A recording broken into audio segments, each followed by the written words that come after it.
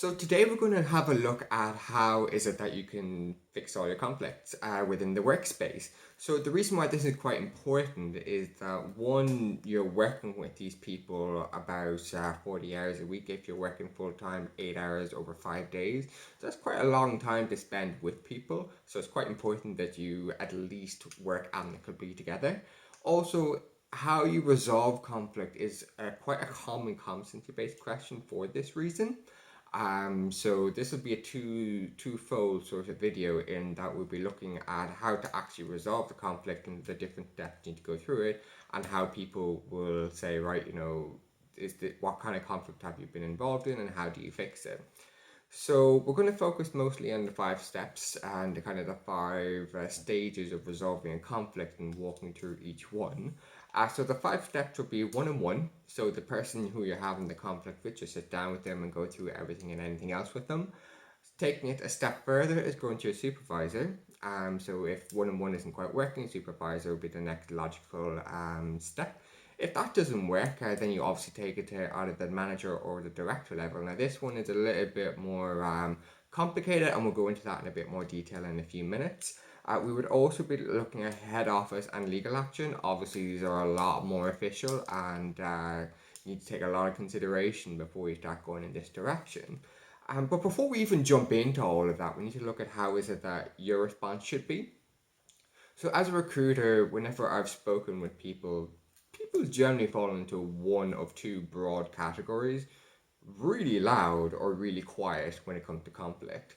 Either really kind of explosive in your face, how dare you kind of approach to it, which is perfectly understandable, especially if it's something that is unfounded, or two, somebody who is absolutely not terrified but doesn't necessarily like conflict and therefore would be a lot more reserved, a lot more meeker, or maybe just doesn't care, and tends to just kind of let people say what they want, do what they want, and everything else.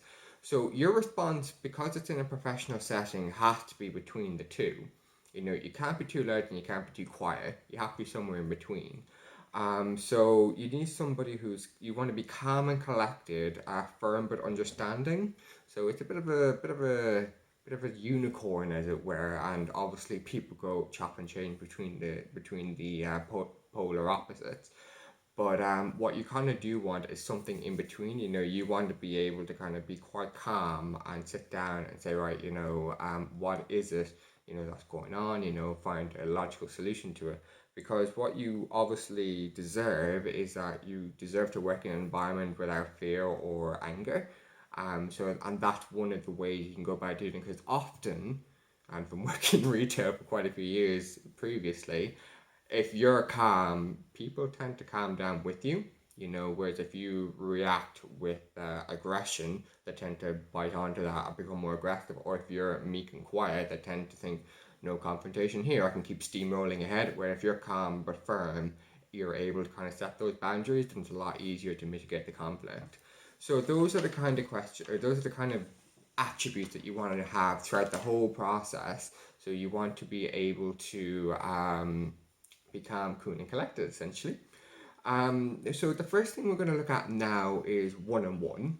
So what I mean by that is, for whatever reason, Billy in the office above you has an issue with you, and you're not quite sure exactly what the situation is, but you're sensing some form of bone of contention between the two of you. However, it may be blatantly obvious depending on the situation. But the whole idea is that you sit down, Billy, and you say, right, Billy, what's going on, and everything else. But you want to take that person out of the area of conflict. You kind of want to remove them from the situation. It could be sitting down for a coffee. It could be doing something after work. Whatever it is, you want to kind of remove them from the situation, because if you're still into a heightened sense of tension, it's a lot harder to kind of break down those walls. Where if you kind of get somebody who's in a more relaxed environment, it's easier to get people to open up to you. But the whole idea is that nobody knows what's going on behind closed doors. Something could be happening in Billy's personal life that you have absolutely no idea about, and that could be one of the reasons why they're so short about something. Or you may be doing something that you're not aware of that is making Billy's life harder than it should be, and they're taking that frustration out on you. Or they might not realize that they're doing something that's, upsetting you or making life more difficult for you, and this is you communicating that to them. You'd want to solve at least 80% of your conflicts in this sort of manner. It obviously shows, compassion, maturity, and it just makes everything a lot easier. And a lot of people really appreciate it when you sit down and we're quite straight up front and honest with them, and it helps kind of foster that attitude and culture within the workplace that, if I've got something going on or if you're upsetting me, I'll tell you, and vice versa. And it just makes the whole place a lot easier to work in. Obviously, if that doesn't work for whatever reason, whether Billy shuts down on you or doesn't communicate with you or whatever it is, you obviously take it a step further. You start looking at going towards your supervisor. So the whole idea of this is it's still relatively informal. You're not strictly onto the formal complaint just yet. So you're still keeping it relatively informal, and I would always recommend that you have that one-on-one conversation or try to have that one-on-one conversation before going to the supervisor. But obviously, if something has happened that's grievous, if there's been an assault, or there's been some horrific verbal slander or gross misconduct to do with safety, obviously you escalate that straight away. But generally speaking, you should be able to solve about 80% of the conflict at the one-on-one level. But if for whatever reason you bring it up to the supervised level, this is when you do it.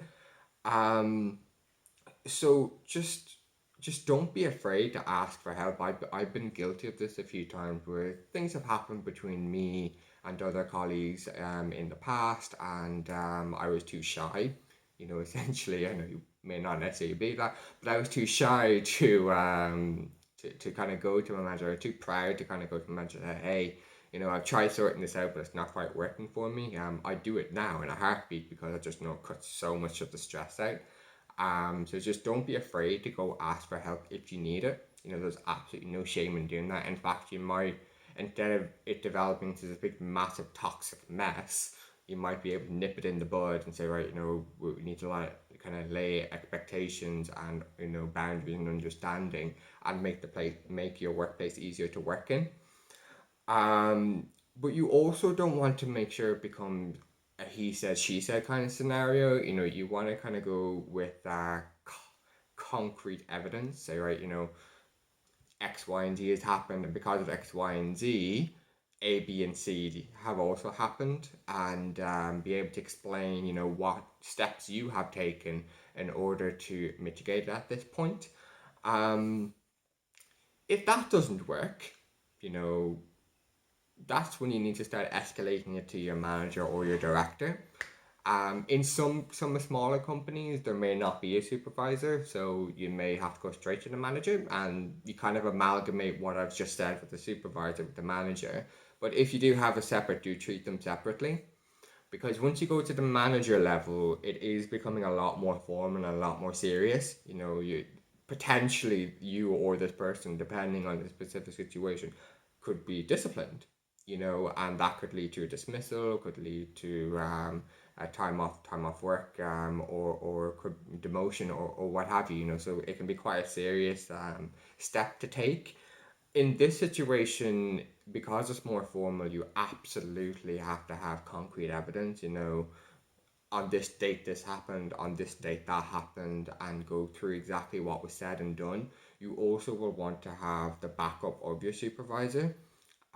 So if you've gone to a supervisor and the supervisor tried to sort it out and it hasn't worked, they'll probably will be suggesting to you, okay, we need to escalate this further. But if you feel it's not quite getting where you need it to go as quickly as you'd like, do feel free to say that to your supervisor, right?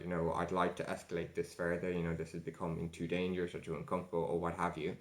So when you do go to your manager or director, you need to have the backing of your supervisor. You need to relay exactly what they've done, how they've approached on your behalf, and what's been said and done for you. And then you should be able to hopefully come to conclusion. Now, unfortunately, there are two more steps. These are very rare, thankfully, but they do happen. if for whatever reason the manager can't sort it out, or the manager is the problem, your manager, I should say, you could start looking at going to head office. So this is obviously a very serious step. You're essentially going above your boss, to their boss about them. So it is absolutely not done lightly. It can be done in a multitude of ways depending on how your company is set up and done. Just going straight to the source, maybe through HR, or some internal kind of like employee scheme. But the whole idea here is that you have to approach this incredibly seriously, because your manager or your supervisor, or if it is indeed just a completely unmanageable situation from your manager's point of view in terms of what's been done to you, you need to be absolutely airtight on exactly what it is has happened to you and what has been a result of those actions. So those are the sort of things you need to bear in mind. They're not very common. I've only ever come across them a couple of times in my whole life. I thankfully have never happened to me. I've always worked with really great people in that sense.